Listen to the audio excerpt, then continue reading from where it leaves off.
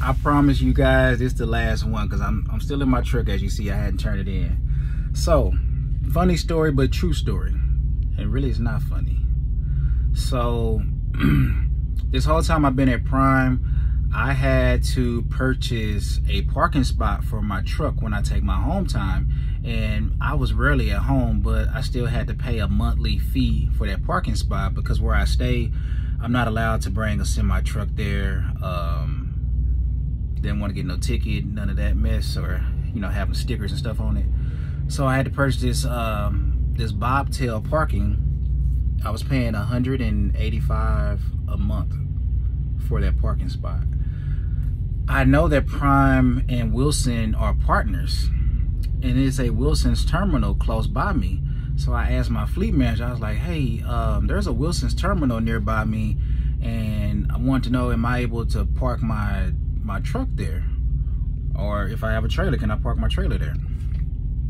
He says, oh yeah, I knew you was about to ask me that. No, we are affiliated with Wilson, but we're not allowed to park on their terminal. And he said they're not allowed to park, you know, at our terminal. And I was like, oh, okay. Okay. Oh, okay. Okay. What that say? So when y'all in these comments beat me up saying, oh, you salty with your fleet manager, that's what I was dealing with. Just bad communication and lies. Now, I am here at Springfield, and literally right next to me is a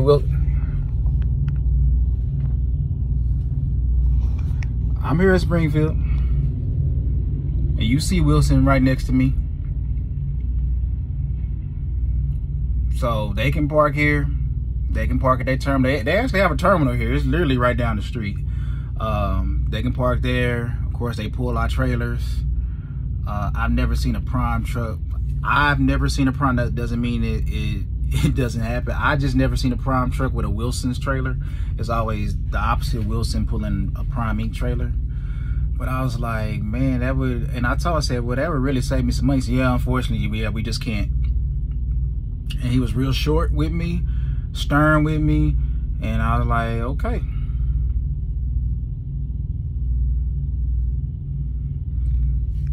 That's why I had to leave, guys. I couldn't deal with him, man. I just couldn't.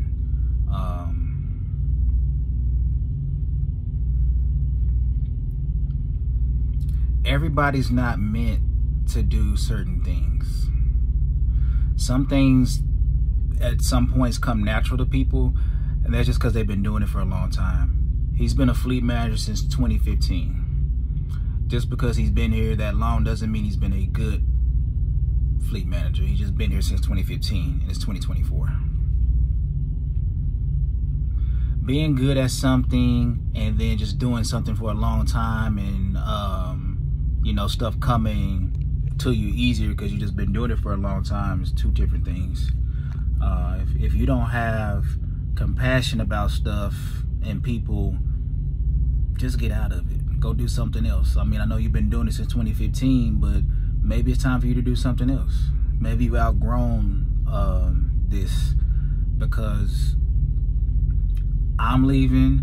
I ran into another guy and wasn't trying to be shady towards you. I just said, hey, is the fleet manager, his initials BJ? And he's like, yeah. And I was like, Brian? He's like, yeah. And I was like, that's why I'm leaving. And he said, him too. I know you don't care because this job is a revolving door, but you know, you're inconveniencing people. We could have been doing something else. Yeah. And to be so vindictive and controlling to where you won't allow me to go to another fleet manager or go to another division, that's just power, strong, controlling, and to a whole nother level. That's some master manipulator type stuff, some narcissist type stuff. But I'm actually glad, because do I really want to work? I won't say that. I'm gonna think it, but I won't say it. Do I really want to work under them type of conditions with someone like you? For a place to allow people like you to keep a job? Because clearly,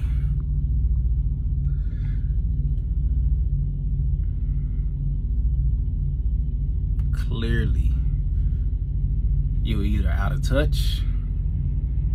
I know things change, but when I came here in orientation, I saw Wilson trucks here. So you're either out of touch, you don't care, or both.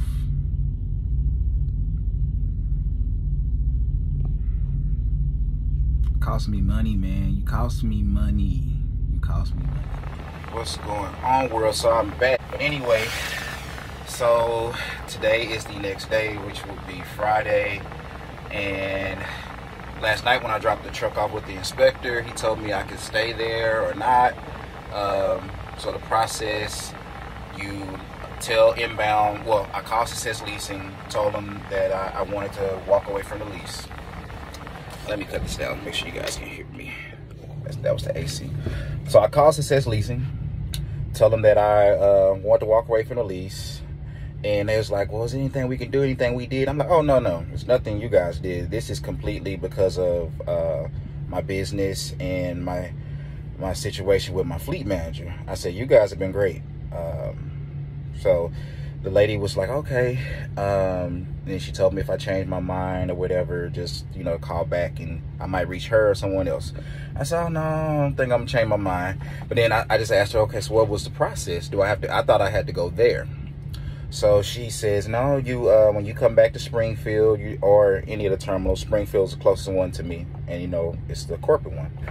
She's like, you let inbound know, which I did. So when I arrived, I actually had a load, because you don't want to just come up here, you know, deadhead. You won't get paid if you just deadhead. Like, I was upset, but I'm still smart. I was like, hey, because me and my fleet manager, which works during the day, we had our issues. I waited till that night after he left. I think I waited till like 7:30 or 8 when night dispatching, because I got a good relationship with night dispatch. Shout out to Sam, shout out to Caleb, and shout out to Chris. Y'all were awesome.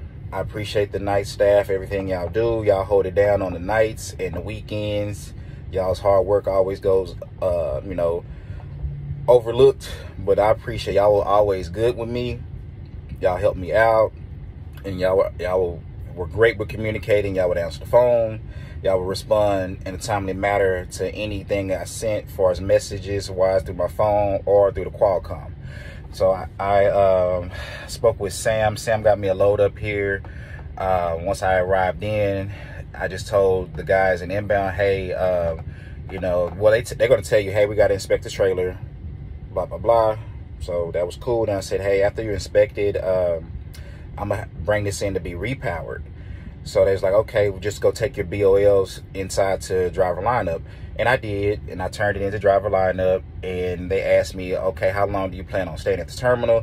I said, unfortunately, I'm walking away from the lease. And they was like, oh, okay, that's unfortunate.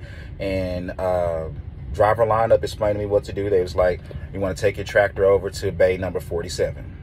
And then also the mechanic guy, I forgot his name, but shout out to him. He told me the same thing. Once they're finished with their inspection on the trailer, just go drop it over in the loaded trailer section so the next driver could pick it up. And then, you know, of course, unhook from it, go to bay 47. I went to bay 47. You're going to go inside. It's a couple glass windows. You just talk to whoever is available who's not busy. And they told me, okay, we have to make you an appointment with an inspector, and that's going to be at bay number 40. And you guys also saw that, I believe. So later that night at 20:30, I go over to bay 40, The inspector was running behind. He was helping in another area. He got there around 9:20. So that process goes, you can stay or you don't have to. They have a tablet or Android tablet device, and they just walk around, record, and check anything they saw. So then you'll get one of these. And it's basically explaining everything that he saw or you guys saw. There goes the date. And they also provide you an email. I just wanted a printout copy just so I can know that I'm, you know, released from this truck. I don't want, your boy don't want to get hit, or you don't want to get hit when the truck abandonment. So I made sure I sent my messages. I screenshot them that, hey, I brought the trailer to the yard. Springfield Terminal is safe and secure. Make sure you say that, safe and secure. I also said, hey, I brought the trailer or tractor, whichever we want to call it. I mean, not trailer, but the truck. Tractor, whatever you want to call it. Make sure you include the truck number and that is safe and secure at the Springfield Terminal, or if you go to Pinson, or if you go to Utah, or any of them. That's what you want to say. You brought the tractor, truck number is safe and secure at this terminal. So then, this is if you're leasing. So they're going to send the same information over to Success Leasing. And he said I should get either a call, a message, or email from them to let me know my credits, because I left 6 load locks. 2 of them were brand new. The other ones were used. I left oil, coolant, and fuel treatment, and 2 windshield wipers. So, and I left the tire chains and cables. And the only reason I did that because it was so heavy, and they said I should get a credit for it. So I was like, all right, cool. At this point, it really doesn't matter. The next driver will need them. I just hope they don't charge the next driver. So on this, it's just going to let you know what passed and what failed. So basically everything, and it's just like when you first do your lease, when you're going through doing your checklist.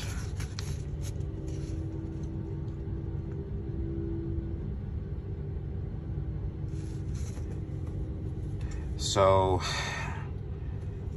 right here, this outlet, and that's my fault. I was so ready to get out of here when I first signed the lease and make some money because I needed some money. This outlet never worked. So of course he notated that. Oh man, I left my mat. I cleaned it real good, and that's also on here. I don't know if you see that. Detail pictures. He said it's good condition. Man, I forgot that that's a memory foam mat. I did not want to leave that, but it's too late. So that's another thing that they will tell you at Bay 47. Once you turn in your truck, whatever's on the truck, they keep it. It's their possession. So I will not be able to get that back. And I paid maybe $25 or $30. That's my fault. I made so many trips yesterday, guys. Oh man. So as you can see, it says my filter was leaking, which I started to notice that, but it was raining a few days, so I just thought maybe some water got in, and then I had underneath the engine clean real good. So that's another thing. I mean, if you're at the point you want to leave, you may not care. I had to take the truck and trailer to Blue Beacon, so I had them detail it real good, and I thought maybe it was just leftover water, but as you can see, he put that it's leaking. But I had a brand new truck. It was all covered under warranty, so they told me not to worry about it. Let's see what he put over here. Yeah, see, the truck was in really good condition. And what is this? He says my U-boats. So it may be some damage to the U-boat. Now, when you're doing your pre-trip, you're looking, but it's no way I don't know what he's looking at. To me, it looks fine, but hey, he's a mechanic, so, but it's all covered under warranty. So let's see. So those are my load locks. So as you can see, I provided 6 load locks. Out of these 6, these 2 over here are brand new. I never used those. I held on to those. The other ones, as I was going to different Walmarts and Tysons, and I would have to swap trailers, they would have these in the back of the trailers, so I just collected them. Oh damn, I forgot my broom, but I'll get another broom. Now, remember on the clip I said old school hit my mirror? So my mirror is loose. But it's also, it's not, well, it's damaged because it's loose because that idiot hit my mirror. Remember I told you? Y'all not gonna believe this. This man just hit my truck and he trying to be, I don't want to cuss. He's trying to be sarcastic about it. He said, oh man, I didn't hurt your truck. I just tapped it. To him. Because I'm paying on this truck. It ain't my truck yet. And I'm like, all I could do is laugh. I said, go on, old school.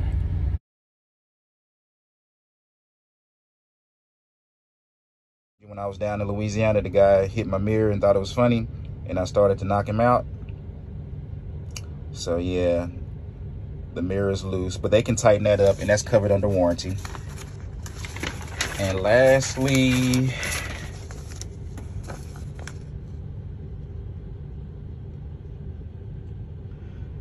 the stickers are still on there showing that it's a certified clean idle, so that was good. So lastly, the badge. He told me my badge is good for 3 days. So if you want to get something to eat and then access to the building, 3 days. After that, you're out the system. Then he said basically because I'm doing it on a Thursday going into Friday. If this was Monday, he said it probably would be deactivated sooner. So, yep. In conclusion, this was a smooth process to walk away from it. People walk away from different reasons.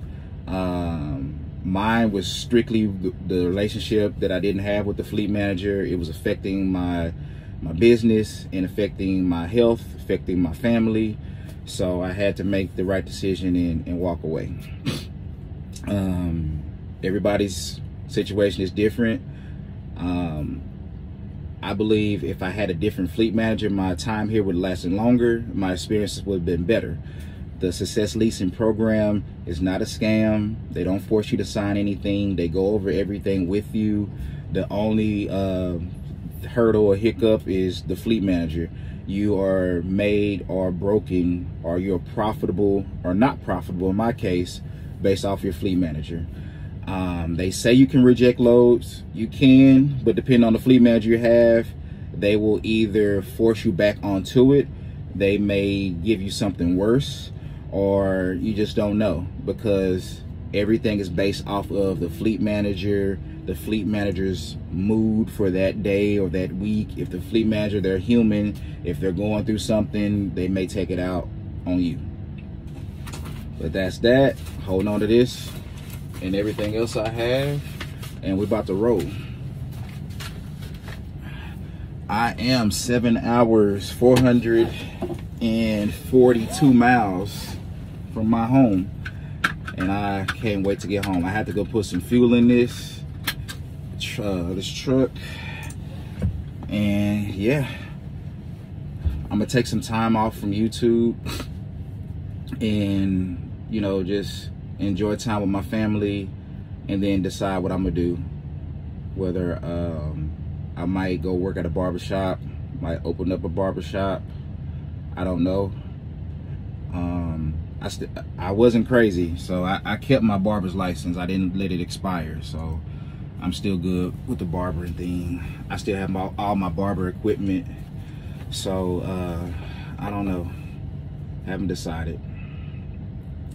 I just don't know about trucking. I don't know if I can deal with this anymore.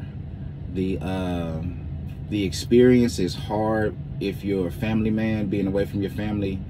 That can take a toll on you and your significant other and your kid if you have kids.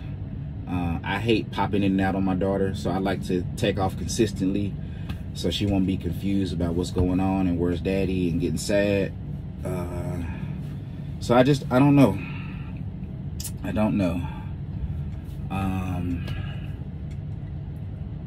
If you've been following me from the beginning, at Swift, I left because of the pay, and I left because of the dispatcher.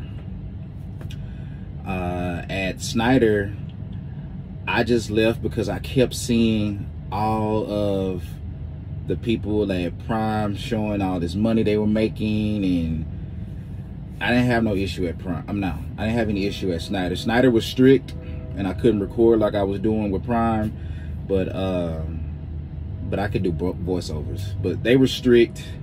My pay was decent and consistent. I can say that. I could count on a consistent $1,100 to $1,200 check. And I just thought, oh man, I can come to Prime and make more. I'm thinking I can come over here, make a $2,000 or more paycheck weekly. And I only did that once. After that, I went months no paycheck, or I would get $800. You know, just a couple dollars more than my Swift checks. So I'm like, I'm taking on way more responsibility. I'm paying a weekly, huge mortgage rent payment weekly, and I'm also paying for the fuel. I'm taking on more responsibility than a company driver, and I'm making less than a company driver. So I'm like, something got to give. This ain't adding up. So I'm like, I didn't come over here to make less. I came to make more. Tried to explain that to the fleet manager. He kept saying, be patient with him. We're in produce season. Oh, that's another thing. I never received a produce load, never received onion, potatoes, ice cream, chocolate. All I received was meat loads from Tyson, Cargill, Thomasville. All I ran was meat. That one video you guys saw with pharmaceuticals, that was that one time on that load. I did pharmaceuticals once, and then 2 times I did Pepsi and Gatorade. I primarily did meat and low-paying meat loads. All right.